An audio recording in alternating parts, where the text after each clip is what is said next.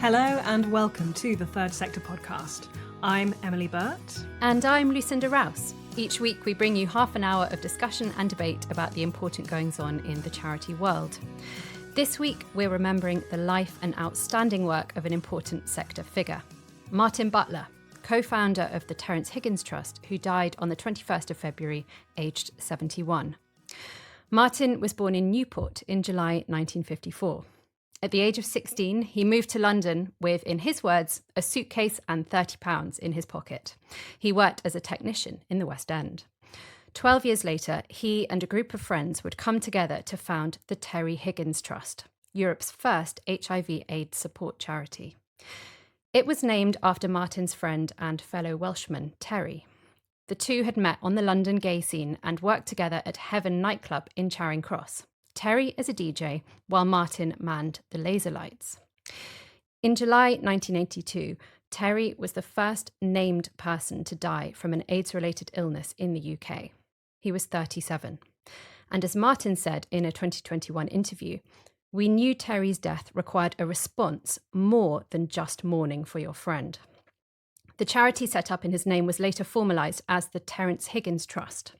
It sought to humanise attitudes towards AIDS in the face of intense stigmatisation of the gay community at a time when 90% of people diagnosed with the disease were gay and bisexual men. The Trust provided support and education to those affected and lobbied the government to raise awareness and help fight the disease. In the past 43 years, it has worn the hats of service provider for those on the front line of the epidemic, research charity, and campaigning organisation. Martyn was behind the first fundraiser for the Terrence Higgins Trust, in which he raised £400 for the charity. And his home phone number was used for the first Terrence Higgins Trust helpline. We're incredibly fortunate today to be joined by two guests for this episode. First, we have Dr. Rupert Whitaker, who was Terry's partner and another co-founder of the Terrence Higgins Trust. He now serves as patron for the charity. He's also a psychiatrist and an immunologist, and he founded the Tuke Institute, which aims to further medical services for the public benefit. Hello, Rupert. Hello. Also with us is Richard Angell, the current chief executive of the Terrence Higgins Trust. He's been in post for 3 years, and before that held senior policy, public affairs and campaigning roles at the charity. Hi, Richard. Hello.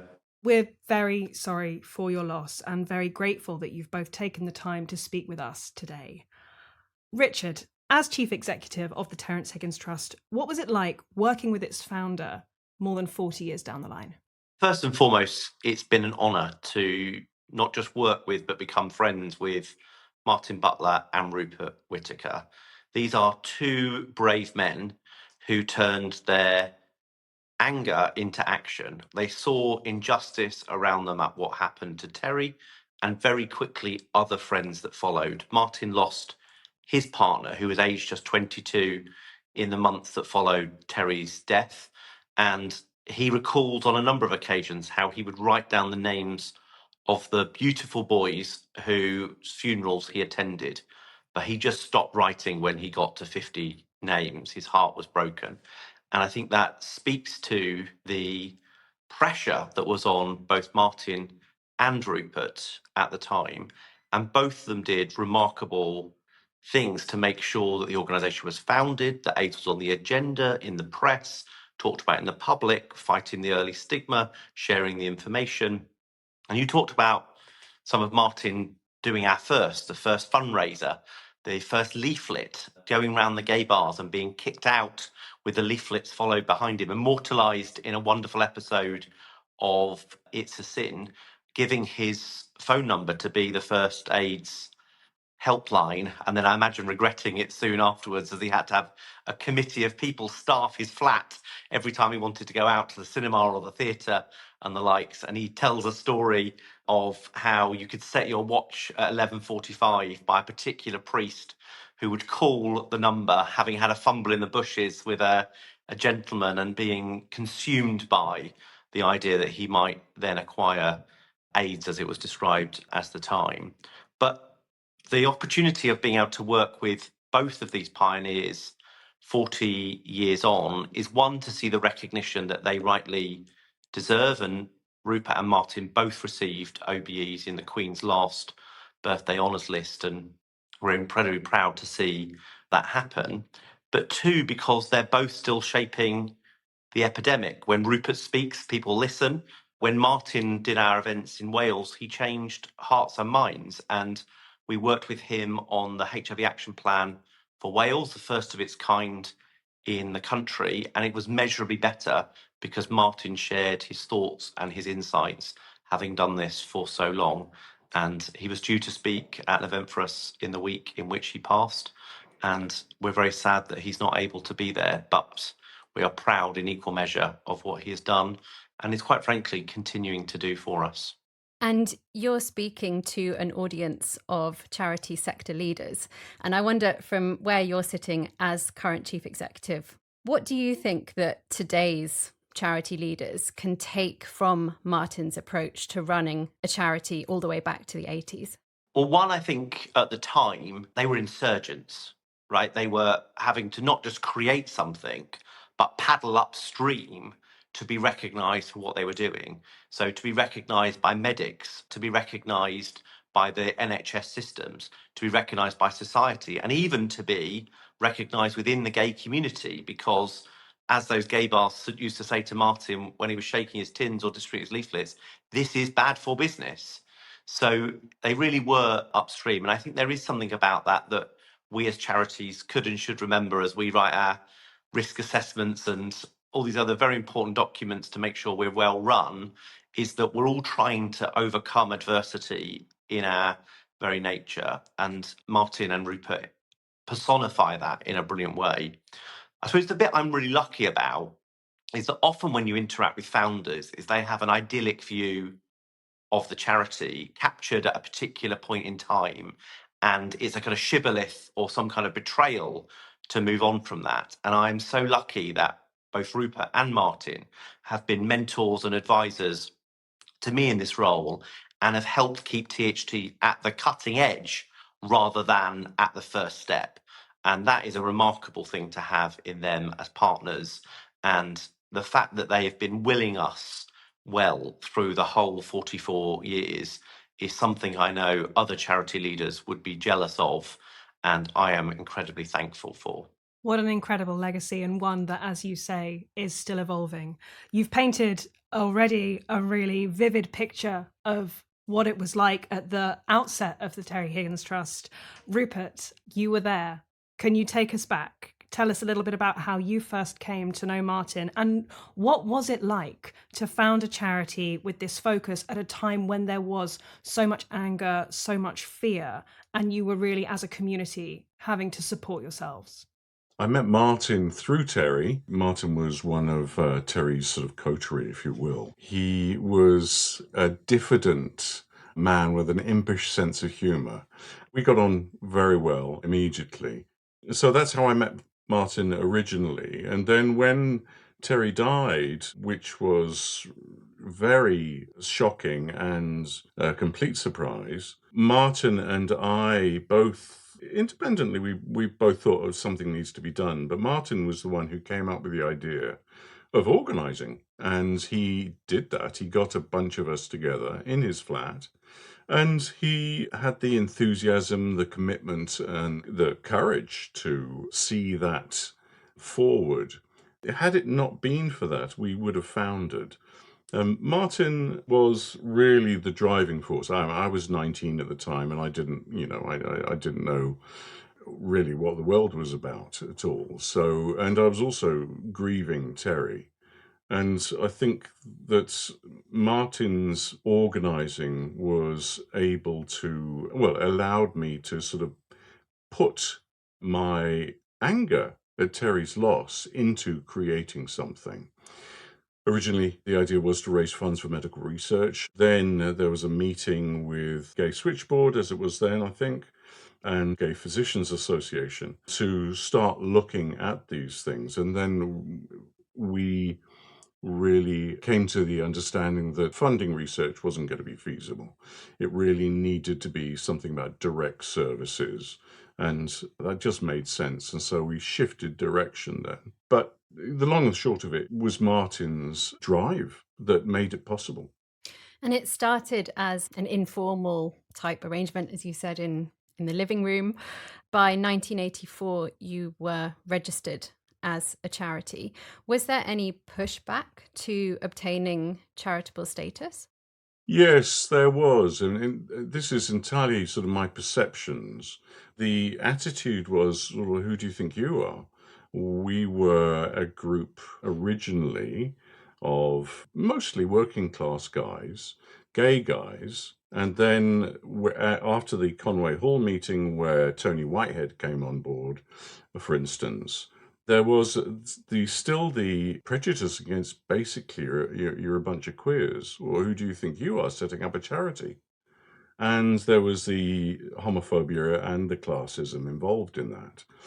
Through networks, we managed to get round that and to focus really on, to be able to move forward with developing the sense of the charity as one that had an important mission to fulfill that was potentially far, far wider than just gay men. And so obviously, given the fact that the pandemic emerged in Central Africa, this was prescient. And we also had pushback from the NHS and from physicians who said, well, who are you? You're not needed. We'll do everything. And it was only within a few years, when they were overwhelmed with dying young men, that the attitudes really started to shift. And that, as you say, was a real backdrop of being told this is not the space for you. You are gay, you are young, you're working class, having that pushback from all kinds of fields. It must have, well, as you say, shaped the work of the charity in its infancy.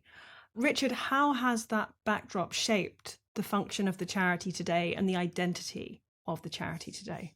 Well, I think in many ways, the important insight from Rupert and Martyn was naming it after Terry humanised the epidemic. It was so easily dismissed as others acquiring HIV, whereas everyone knows a Terry and everyone has a Terry in their life. And so it was the most fundamental decision from that early onset, slightly forced by the Charities Commission not allowing us to found as a gay charity, enabled by some of the indignity that Rupert received when they wouldn't talk to him as his partner about it and said he should read about it in a medical journal, and that Tony Whitehead used that medical journal to allow or force the Charities Commission to recognise us in that way. But I think that humanising element, that fighting stigma part of what we do, is absolutely ingrained in the organisation. And lots of the charity leaders that will be listening to this will be constantly caught in, how do we raise money and awareness for the issue that we're working on without driving the stigma that makes it significant to many of the audience members? And that is a predicament that we have to this day. But seeing Terry's name emblazoned on everything we do brings it back to, there is somebody at the receiving end of this. It's never worth getting 10 extra pounds if you shared something about HIV that slightly leaves people ambiguous, or worse, people with HIV stigmatized. Everything we do and put out is tested by reread that again as somebody living with HIV and make sure they're not the other in this conversation. And so that's really amazing in terms of how that feeds through to the culture of the organisation, the work we do, how we do the work. One of our core values is valuing lived experiences. So that is there in the name, through the DNA of the charity, and really learning from the work that Martyn and Rupert did when they said to the NHS, your patients know as much, if not more, than you do about this, because they're experiencing it, they're researching it, they are understanding it, and the AIDS epidemic put patients at the heart of healthcare. And it's a lesson that the healthcare system seems to have to relearn every day, every week, every month, every year. But we've showed it can be done, and people had radically different outcomes because of that. And all of that goes back to that insight of saying the Terrence Higgins Trust is for everyone affected by HIV, and it is here to fight the stigma day one, day two, till the very last person living with HIV needs us. And we do that in Terry Higgins' name. Now, on a slightly different note, Martyn was born with congenital nerve damage and was deaf. And Richard, I read that in a tribute you cited him as an inspiration for other deaf people. Could you tell us a bit about that? Well, Martyn had a unique style, and He spoke with certainty about the things he thought should happen. And you'll see his last tweet was about rights for young people that are deaf in the classroom, and saying the technology exists for them to be able to integrate and be full participants in a classroom, but the government won't implement that technology, and therefore they're so often on the outside of their own education, in the same way Martyn was all those years ago. So he was strident about what he believed, and that others ran to his standard. Equally, he is somebody who's achieved phenomenal amounts, either because or despite his deafness, and he would argue both, I think, at different times for him. So that is really remarkable, and I know people who look up to him for that. And while he wasn't living with HIV, he had that insight about a life on the outside, a life being treated as the other. And it meant that he had this fuel that kept him going and kept him fighting against injustice. And we're incredibly thankful for that.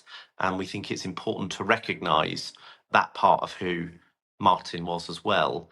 It also meant that occasionally he misheard the question when he was doing a media interview or an event. So he would answer with the question that he wanted to be asked rather than the one he actually was asked, which always kept these things entertaining and really meant you got exactly what Martyn was thinking as he was thinking it.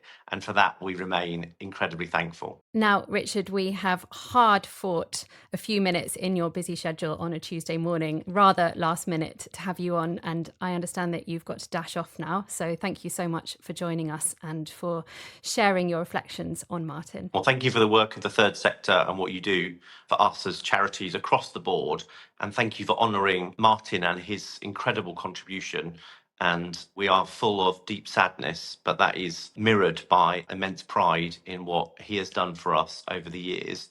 And even in this terrible surprise that we have had, to see the outpouring of love for him, respect for him, and a determination to continue his legacy means that he continues to deliver for the Terrence Higgins Trust, even beyond the grave. And we're so thankful to him and his family for wanting to honour that and make sure that Terrence Higgins Trust can be here till the last person living with HIV needs us.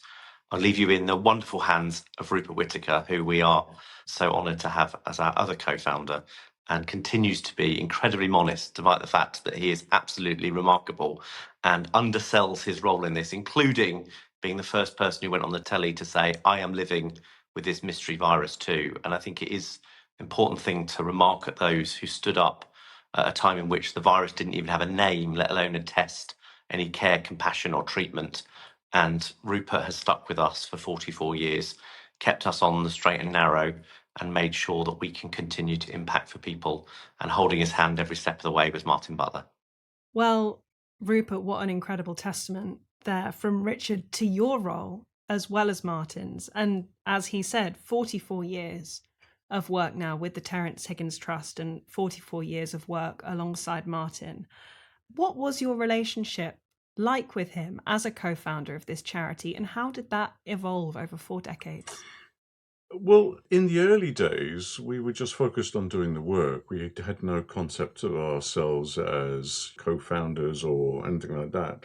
The work was what was in front of us, and these other ideas really didn't emerge. But Martyn and I always got on. We never had a disagreement. It was really rather remarkable. And he, as I said, he had this sort of a marvelously impish sense of humor. We didn't always agree on ways of doing things and the ways that we looked at things, but we never had a conflict. We always worked through it. And also, there was so much work to do that it was just a question of trying to keep your head above water to do everything that was necessary. In the later years, because I went abroad to North America to do studies, and so when I came back here and eventually reconnected with Martyn again through THT, we just sort of picked up exactly where we left off, and we were always, it was just lovely to be in his company. There's something that Richard mentioned about his deafness. That, I have to say, really did, I think, drive his character, because it meant that he was always on the outside of what might be characterized as simply as a conversation. But when you're on the outside of something that's implicitly understood and amongst a number of people, you have to force your way in. And this is whether it's a spoken conversation or a set of social norms that exclude you. And I think that was, in a sense, Martyn's vulnerability, that he really did turn into his superpower, being able to just sort of push through and get himself heard. And I have enormous respect for that. It's very difficult. He was, in that sense, somebody I really looked up to. And I'm going to ask from your perspective as well, as thinking about how Martyn approached this, to remain involved in a different capacity with the organisation or the movement that you started up more than 40 years ago. That's actually quite a feat. And there are a lot of charity founders who probably aren't able to achieve it. And I was wondering, how have you been able to stay involved for so long without the relationship souring with the organisation? What is it that you've done and that the respective executive of the charity through the years have done to make it work? Well, it's not always been a consistent thing. And Martyn and I, again, had very, very parallel experiences. The relationship with the charity has waxed and waned. And it was only under Ian Green's tenure as chief exec, who was just prior to Richard, and then during Richard, that we've actually really been welcomed in again. We were, in a sense, used for PR and fundraising for many years, whilst being kept very much at arm's length during previous leadership. I don't know a better word to put it. Administrations. There you go. Thank you. Administrations, yes. And that was very frustrating. We both kept at it because the cause, if you will, was far, far more important than our own personal preferences and our wishes. The need to push out the messages was far more important. Why do you think it was that you were both kept at arm's length? I think it's a peculiar style in a charity that can occur where there's a wish to accumulate power. What you can see with a charity that goes wrong is where it starts to become exclusive, to position itself in a way where it becomes competitive rather than collaborative, where it disables rather than enables other organizations or its own beneficiaries. And THT really had a period where it was really struggling with, well, the administration wasn't struggling with it, everybody else was struggling with it. And then that administration came to an end and it was quickly turned around. And Ian Green did a remarkable job. And Richard Angell has just continued that phenomenally well. I have nothing but praise for him. And you talked earlier about the fact that when you founded the Terrence Higgins Trust, collaboration was an enormous part of what you were doing. You were working with Switchboard, you were working with gay physicians because, as you said, the mission was so great that you were never going to be able to start the business of working against it on your own. Is this culture of collaboration something we need to be seeing more of again in the sector right now? Absolutely, yes. You can never have too much of it. The whole point of charity is to help people. One of the best ways to help people is to help them help themselves insofar as they can, and then you help them help themselves more, to be able to do more so they actually don't need you. So as a charity, you become redundant. That is ideally the goal. That should be the goal of the NHS too, but that's a slightly different story. Right from the beginning, one of my values, and Martyn again and I were on exactly the same page with this, was about inclusivity and that we were here for all people with what came to be known as HIV. Some of the groups would have nothing to do with this because we were primarily gay men. And that was to their detriment. And I think that over the years, again, the The problems of exclusion and exceptionalism arose. And I think the question that you've asked is key to the purpose of charities, I think. What happened under the new Labour government, which was really an extension of Thatcherist conservatism, was that it introduced or exacerbated competition, financial competition in the charity sector. That led to a run for the bottom, if you will. And that has to be resisted where there is a pro-social rather than a commercial purpose to any organisation. And collaboration is utterly essential, and helping other smaller charities to do things that perhaps they are in a better position to do than you are. So, for instance, they may be able to access certain hard-to-reach communities that actually, for the main organisation or the larger organisation, are hard to reach, but for that small charity, they're not hard to reach. So it's about collaboration in order to maximise your impact and your effectiveness. And I think under Ian and certainly under Richard, that attitude has really flourished. And it's one of the reasons that I have such respect for Richard. So then bringing the conversation back to Martyn, I've noted that so many of the tributes mention his kindness. And I wondered if we could hear from you about that and what that attribute meant to you. Martyn's character was actually sort of completely coloured by his sense of generosity and kindness, and that's one of the reasons that we really got on very well. And his kindness, I think, was again learned by his own negative experiences, either growing up as a gay kid or as a deaf kid, or both, especially the interaction of the two. Some people can turn hard and nasty because of that, but other people really just learn from it and say, how would I want to have been treated, and how am I going to treat other people? And Martyn really had learned that from his childhood or his youth too.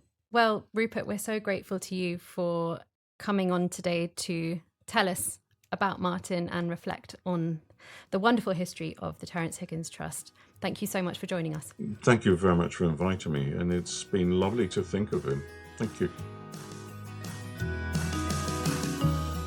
We hope you enjoyed our discussion with Richard and Rupert. And that's it for this episode. Next week, we'll be joined by the Chief Executive of Mind Croydon to hear how the charity is trying to circumvent the incessant rounds of funding cuts. From Emily and me and all of us at Third Sector, thank you for listening. Our producer is Jude Owen.